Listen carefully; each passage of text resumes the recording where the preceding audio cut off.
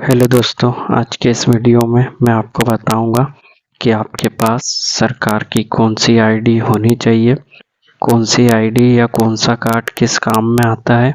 पूरी जानकारी आपको इस वीडियो में दूंगा, तो वीडियो को पूरा ज़रूर देखें।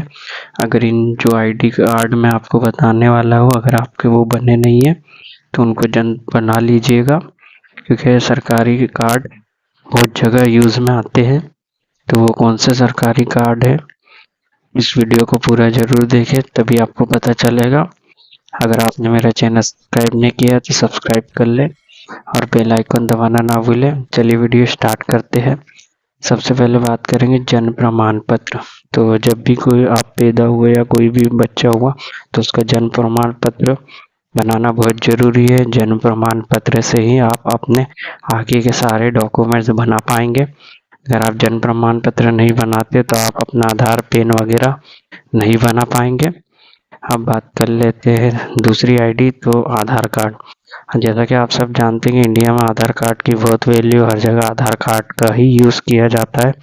आधार कार्ड से आप अपना आवासीय पता बता सकते हैं। इसके इस आधार कार्ड का यूज़ सरकारी और गैर सरकारी वेरिफिकेशन के लिए भी किया जाता है।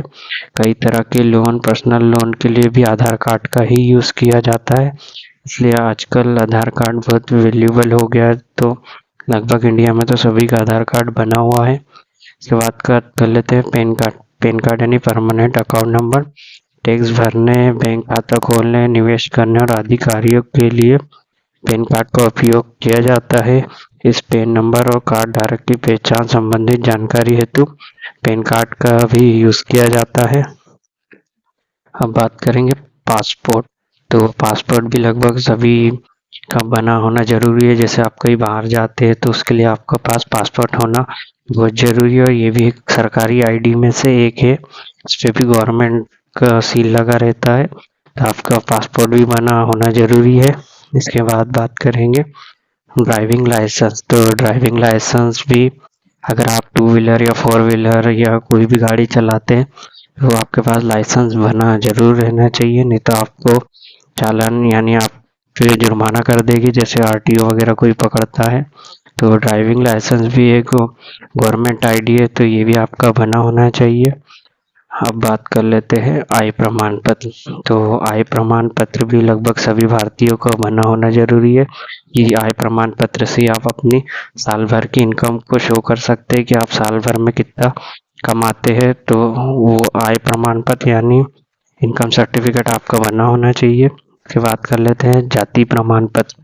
तो जाति प्रमाण पत्र भी आपका बना होना चाहिए। आप किस कास्ट के, उस कास्ट का आपका प्रमाण पत्र बना होना चाहिए। इसके थ्रू आपको गवर्नमेंट स्कॉलरशिप वगैरह भी मिलती है, तो जाति प्रमाण पत्र होना जरूरी है। उसके बाद मैरिज सर्टिफिकेट।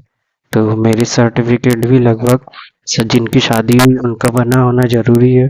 मैरिज सर्टिफिकेट से आप साबित कर सकते हैं कि आप पति पत्नी हैं। इसलिए जब भी आप शादी करते हैं तो आपका मैरिज सर्टिफिकेट भी आपको बना लेना है। आप अगर कोर्ट से करते हैं तो आपको वहीं से मिल जाएगा। Character certificate. कैरेक्टर सर्टिफिकेट भी आपका बना होना चाहिए। ये आप थाने से या फिर ऑनलाइन भी बना सकते हैं अप्लाई करके। से पुलिस वाले आपको वेरीफाई करते हैं कि आप पे कोई केस वेस तो नहीं है, आप या फिर आप डिफाल्टर तो नहीं है। इसलिए आपका कैरेक्टर सर्टिफिकेट भी बना होना चाहिए। अब बात करेंगे अगली आईडी की, तो आयुष्मान कार्ड। इससे कार्ड धारक किसी भी सरकारी और निजी अस्पताल से प्रति वर्ष 5 लाख रुपए तक के इलाज की सुविधा ले सकता है। अब बात कर लेंगे आभा कार्ड। आभा कार्ड इसलिए बनाया गया है क्योंकि सरकार चिकित्सा को भी डिजिटल करना चाहती है। आभा कार्ड में होता क्या है कि आपको जो भी बीमारी है, जो भी आपको हो, आपको की फाइल बनाकर किसी डॉक्टर के पास नहीं ले जाना पड़ेगा। इस कार्ड में आपकी बीमारी, आपका हेल्थ चेकअप सभी में रहेगा। तो इसलिए सरकार ने आभा कार्ड बनाया है। अब बात कर लेते ई श्रम कार्ड। ई श्रम कार्ड योजना के जरिए सरकार गरीब वर्ग को 2 लाख रुपए का दुर्घटना बीमा देती है। इसके लिए 5 लाभार्थी को कोई भी प्रीमियम राशि तक नहीं देनी पड़ती। इस योजना के तहत यदि कोई व्यक्ति दुर्घटना में दिव्यांग हो जाता है या कोई अंग शरीर से अलग हो जाता है तो उसे 1 लाख रुपए की सहायता सरकार द्वारा दी जाती है। अब बात कर लेते PMSYM यानी PM मानधन योजना। इस योजना के तहत मजदूरों को 3000 रुपये तक का पेंशन मिलता है। ये पेंशन मजदूरों की कंट्रीब्यूशन के आधार पर मिलता है। इस स्कीम का लाभ लेने के लिए आपको हर महीने 55 रुपये से लेकर 200 रुपये तक का योगदान करना होगा। इसमें योजना में 50% लाभार्थी तो 50% योगदान का हिस्सा सरकार अपनी तरफ से देती है। अब बात कर लेते हैं जीवन ज्योति बीमा योजना। मृत्यु उपरांत बीमा राशि का भुगतान। PMJY योजना के अंतर्गत यदि किसी बीमा धारक की मृत्यु हो जाती है तो उसके परिवार को निर्धारित बीमा राशि प्रदान की जाती है। सबसे अच्छी बात यह है राशि परिवार की आर्थिक सहायता करने में मदद करती है।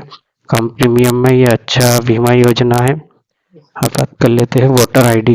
अगर आप भारतीय नागरिक है तो वोटर ID की महत्व आपको अच्छे से पता होगी। वोटर ID काफी महत्वपूर्ण डॉक्यूमेंट में से एक है। माना जाता है वोटिंग करने की अनुमति देने के साथ साथ ये पहचान पत्र के तौर पे भी काम करता है। अब अगला बात कर लेते हैं ई-संजीवनी OPD कार्ड। ई-संजीवनी OPD कार्ड के जरिए मरीज डॉक्टर से ऑनलाइन संपर्क कर सकते हैं। उन्हें अपने घर से अस्पताल जाने की जरूरत नहीं होती। वे अपनी बीमारी को डॉक्टर को पता परामर्श प्राप्त कर सकते हैं। ई-संजीवनी OPD पोर्टल और सिस्टम को centre for development of advance computing ने तैयार किया है। अब अगले कार्ड की बात कर लेते हैं तो ration card. Ration card Bharat सरकार की तरफ से जारी किया जाने वाला है एक महत्वपूर्ण दस्तावेज है जिसके माध्यम से सरकार लोगों को उचित दाम में राशन उपलब्ध कराती है। इसकी शुरुआत सन 1940 में हुई थी। राशन कार्ड को राज्य सरकार की तरफ से जारी किया जाता है और इसके इस्तेमाल पहचान पत्र के रूप में भी किया जाता है। अब बात कर लेते हैं किसान कार्ड। अगर किसान क्रेडिट कार्ड द्वारा लिए गए लोन को आप समय पर रहते चुका देते हैं तो सरकार आपको 3% सब्सिडी देती है। इस योजना के चलते किसान बड़ी आसानी से 1.5 लाख तक का लोन ले सकते हैं जिसके लिए उन्हें कोई कोलेट्रल नहीं देना पड़ेगा। और ये सभी जो है गवर्नमेंट ID ये सब आपका बना रहना बहुत जरूरी है। इसका उपयोग बहुत जगह किया जाता है।